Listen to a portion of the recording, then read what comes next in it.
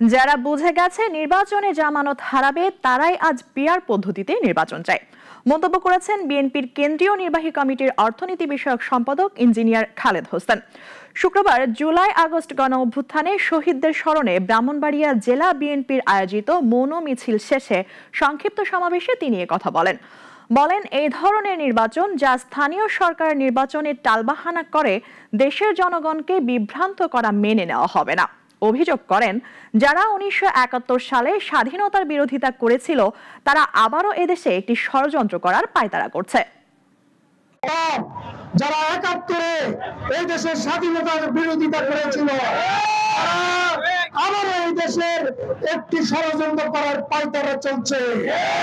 আমি আপনাদেরকে হুঁশিয়ার করতে চাই, বাংলাদেশ জাতীয়তাবাদী দল এবং আমাদের মাননীয় ভারপ্রাপ্ত চেয়ারম্যান জনাব তারেক রহমানের জনপ্রিয়তায় ভীত হয়ে অনেক দল বিভিন্নভাবে ষড়যন্ত্র চালাচ্ছে।